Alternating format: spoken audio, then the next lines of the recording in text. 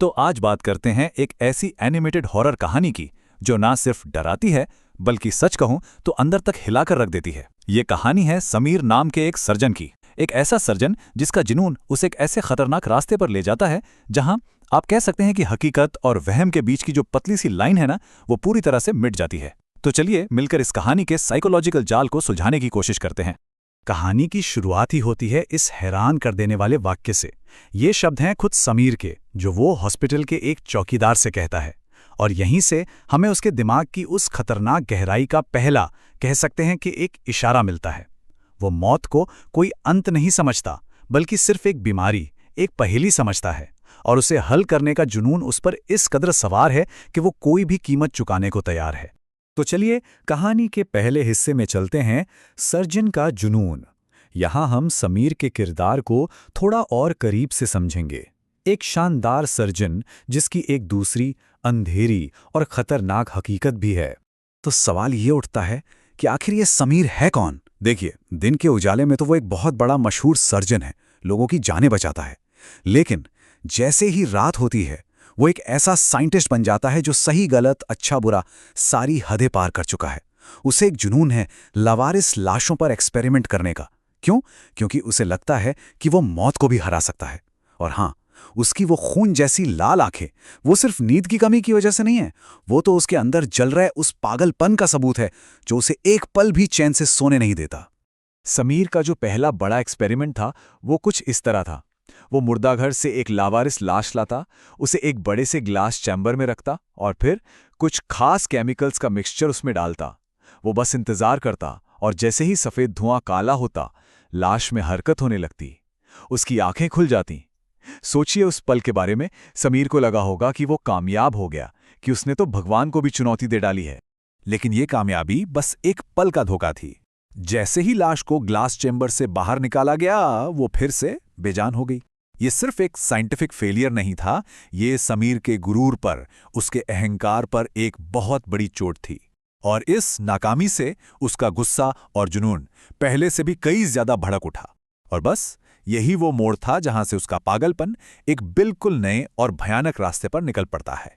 और ये हमें कहानी के दूसरे हिस्से पर ले आता है, आईने का प्रयोग। अब जब लाशों को जिंदा करने की कोशिश नाकाम हो गए, तो समीर का ध्यान एक और भी अजीब और कहीं ज्यादा डरावने आइडिया पर गया। एक ऐसा आइडिया जो बाहर की दुनिया में नहीं, बल्कि खुद उसके अंदर से पैदा हुआ था। यहाँ वो अपनी एक नई थ्योरी बनाता है, मिरर वर्ल्ड थ्योरी। समीर को अब पूरा यकीन हो चुका था कि आईने के उस पार एक और दुनिया है, एक पैरेलल वर्ल्ड, जहां हमारी ही परछाइयां रहती हैं। अब उसका मकसद किसी मरे हुए को जिंदा करना नहीं था, बल्कि अपनी ही परछाई से, अपने ही अक्स से एक नई जिंदगी बनाना था। ये एक बहुत ही खतरनाक साइकोलॉजिकल मोड़ था, जहाँ वह दुनिया को छोड़कर खुद के अंदर के अंधेरे में झांकने लगा था। और फिर एक दिन उसे मिलती है पहली लेकिन भयानक कामयाबी। आईने के सामने खड़े होकर जब वो हंसता है, तो उसकी परछाई हिलती नहीं, वो बस एकदम स्थिर खड़ी रहती है और उसके हाथ खून से सने होते हैं। ये वो पल था जब समीर को एहसास हुआ कि उसने सिर्फ एक परछाई को नहीं, बल्कि अपने अंदर के किसी बहुत ही डार्क हिस्से को जगा दिया है। और यहीं से खेल उसके हाथों से निकलना शुरू हो जाता है। बहुत जल्द ये परछाई उससे बात करने लगती है, उसे मेंटली टॉर्चर करती है। और ये लाइन, तुम भीड़ में भी मेरे साथ अकेले होगे, ये सिर्फ एक धमकी नहीं थी, ये एक तरह का ऐलान था कि समीर की अपनी ही परछाई, उसका अपना ही दबा हुआ अंधेरा अब उस पर पूरी तरह से हावी हो चुका है।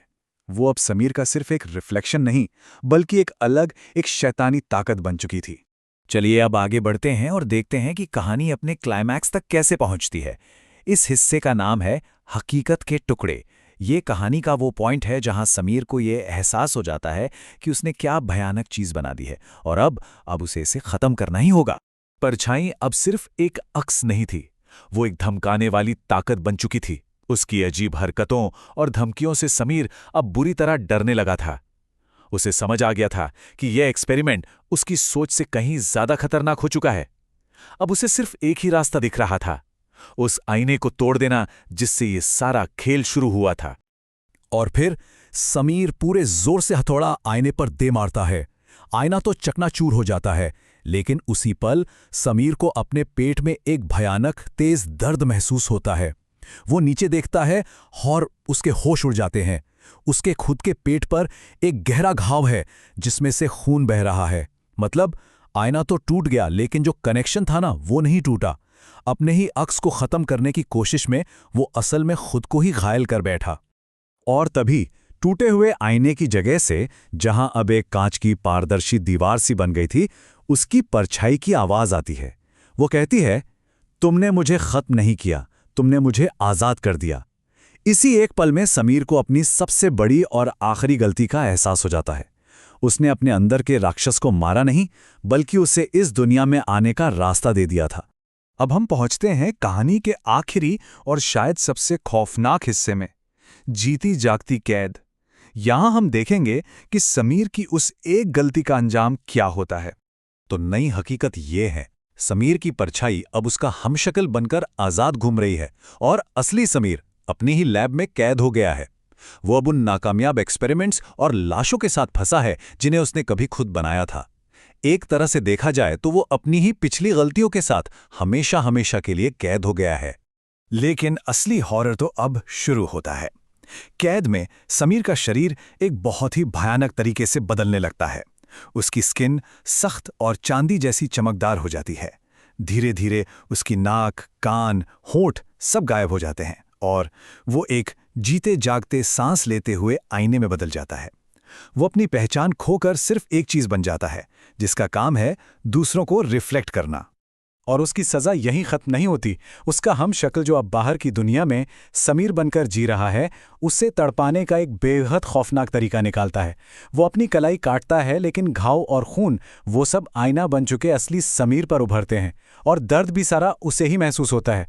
वो ना जी सकता है ना मर सकता है। वो हमेशा के लिए अपने ही अंधेरे हिस्से का दर्द झेलने को मजबूर है।